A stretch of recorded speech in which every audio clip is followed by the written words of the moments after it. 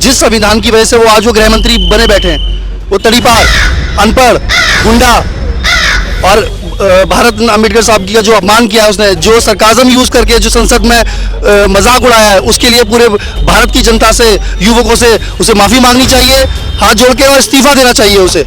अमित शाह को ये नहीं पता कि जब तक तुम इस्तीफा नहीं दोगे, ये इस देश का दलित ये सड़कें खून से भी लाल करनी जानता है जी।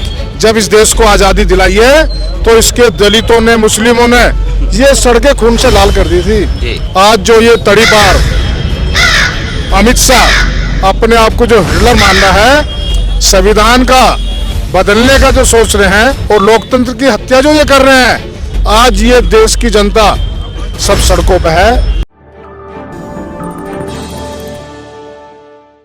नमस्कार, जय भीम, सत श्री अकाल, आदाब। मैं उमेश करुणा और आप देख रहे हैं BH न्यूज नेटवर्क। हम इस वक्त है कचहरी परिसर डॉक्टर बाबा साहब अम्बेडकर जी की प्रतिमा स्थल पर, और यहाँ पर कांग्रेस के कार्यकर्ता, महानगर अध्यक्ष मौजूद है। केंद्रीय गृह मंत्री अमित शाह द्वारा डॉक्टर बाबा साहब अम्बेडकर जी का जो अपमान किया गया, उसको लेकर देश भर में एक बड़ा आंदोलन खड़ा हो चुका है। यह चिंगारी शहरों से लेकर गाँवों तक पहुँच चुकी है, और इसी बीच हमारे साथ कांग्रेस के महानगर अध्यक्ष जी मौजूद, हम बात करेंगे। जी, क्या नाम आपका? मैं महानगर अध्यक्ष जाहिद अंसारी। जी जाहिद जी, जो ये कार्यकर्ता है आपके साथ में इकट्ठे हुए, काफी संख्या में यहाँ पर मौजूद हो, तो क्या कहना है आपका अमित शाह को लेकर? देखिए, जिस तरह से जी भारत रत्न बाबा अम्बेडकर साहब का जी गृह मंत्री द्वारा राज्यसभा के अंदर अपमान किया गया है, ये देश की जनता किसी कीमत पे इस अपमान को बर्दाश्त नहीं करेगी। जी, नैतिकता के आधार पर अमित शाह जी को तुरंत इस्तीफा दे देना चाहिए और उनसे माफी मांगनी चाहिए देश से, जिन्होंने संविधान बनाया, दबे कुचलों के लिए इंसाफ दिलाने का इस देश के लिए काम करा। आज उसी महापुरुष को आप अपमान कर रहे हैं। आपको क्या अधिकार है उनका अपमान करने का? आज एक हिंदुस्तान का बच्चा अमित शाह से माफी की मांग करता है और तत्काल अपने पद से इस्तीफे की मांग करता है।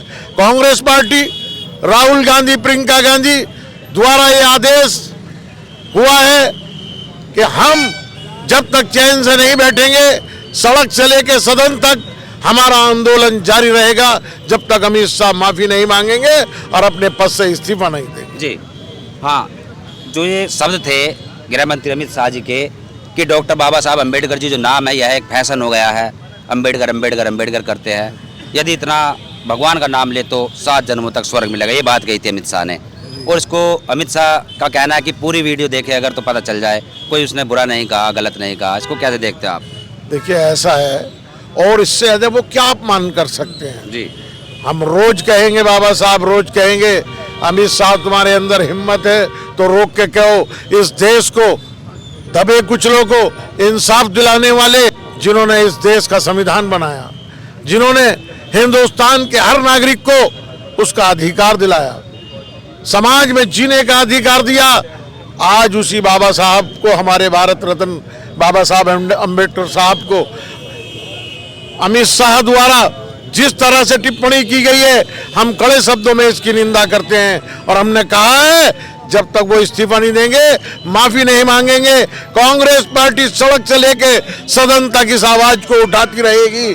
आपकी हिटलरशाही, हर किसी को एक लकड़ी हाँक रहे हैं, कभी किसी को कहते हैं, कभी किसी को कहते हैं। आज महापुरुष जिन्होंने इस देश का संविधान बनाया, आज उन पे भी टिप्पणी कर रहे तो बड़ी शर्म की बात है। उन्हें तो खुद ही इस्तीफे दे देना चाहिए थे, इतनी नौबत नहीं आनी चाहिए थी कि देश की जनता आज सड़कों पे है, उन्हें माफी मांगनी चाहिए, इस्तीफा देना चाहिए। जी, गृह मंत्री अमित शाह ने जो ये टिप्पणी की है, समझो कि एक शेर के जबड़े में हाथ रखने का काम किया है, और इस बार बहुत भारी गलती की है।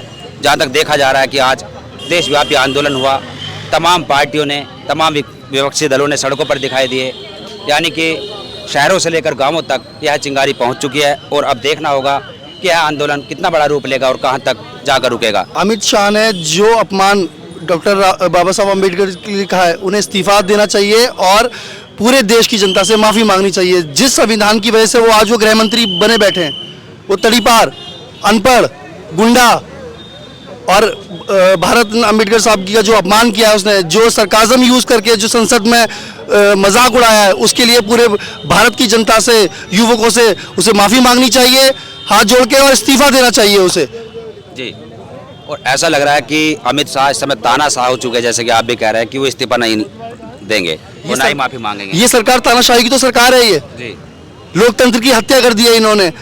अपने हिसाब से कोई भी बिल क्या नाम है मोनोपोली करके ये पास करा देते हैं।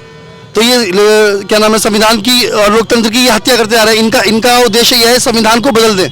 तो अभी ये जैसे माफ़ी भी नहीं मांगेंगे और ना ही इस्तीफा देंगे तो फिर क्या करेंगे आप? अगर ये माफ़ी और ये इस्तीफा नहीं देंगे तो हम अपना जो प्रोटेस्ट है वो करते रहेंगे और संसद तक पहुंचा के रहेंगे अपनी आवाज़, युवाओं की आवाज़। और जब तक ये माफ़ी नहीं मांगेंगे ये प्रोटेस्ट और ये विरोध चलता रहेगा।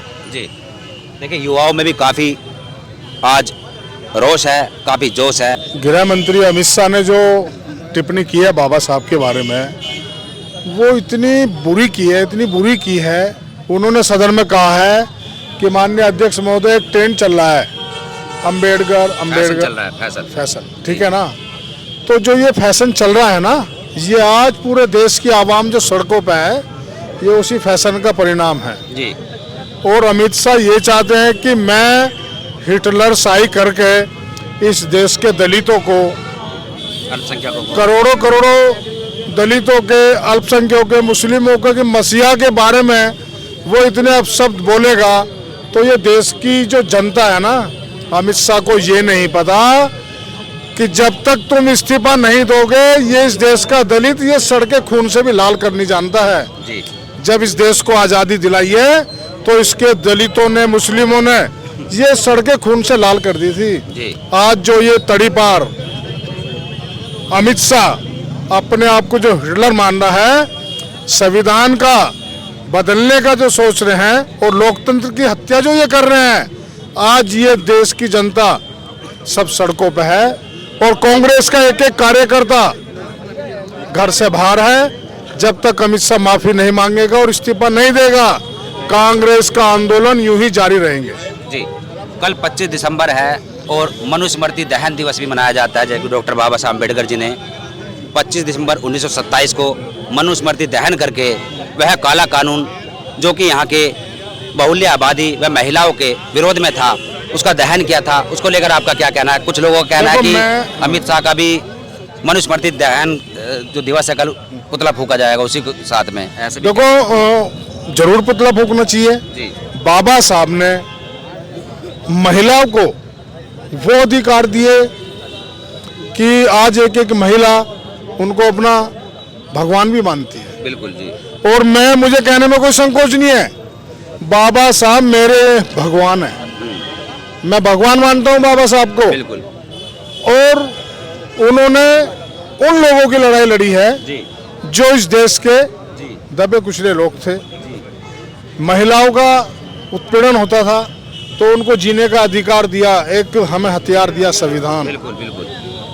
हम इसको कभी, ये तो अमित शाह तो छोड़ो, पता नहीं कितने अमित शाह भी आ जाएं, हम डिगने वाले लोग नहीं हैं। अमित शाह को इस्तीफा देना पड़ेगा। जी। देखिए इन्होंने बहुत अपनी राय रखी सभी ने, और अमित शाह को इस्तीफा देना पड़ेगा। यह अड़े हुए हैं, कह रहे हैं कि ये मेरठ की धरती है, यहाँ पर खून से भी सड़कें लाल हो सकती है, जो कि इतिहास गवाह है। क्योंकि जो आज़ादी की में क्रांति हुई थी मेरठ से, यहाँ पर खून की नदियाँ बह गई थी, ऐसा बताया जाता है। और आज यदि अमित शाह ने इस्तीफा नहीं दिया और माफ़ी नहीं मांगी तो यहाँ की जो आवाम है, जो यहाँ की बहुल्य आबादी है, खासतौर पर बहुजन व मुस्लिम अल्पसंख्यक, SC ST OBC माइनॉरिटी, सभी यहाँ पर एक बड़ा आंदोलन, बड़ी क्रांति पैदा करेंगे। उसकी शुरुआत मेरठ से होगी और हम मेरठ की पावन धरा पर खड़े हैं इस समय, और यहाँ कचहरी परिसर में डॉक्टर बाबा साहब अम्बेडकर जी प्रतिमा स्थल पर हम यहाँ मौजूद है। यहाँ से एक बड़ा आंदोलन का ऐलान कर दिया गया है। देखते रहिए BH न्यूज़ नेटवर्क। फिर मिलेंगे एक बड़ी खबर के साथ। धन्यवाद। जय भीम, जय संविधान, जय विज्ञान।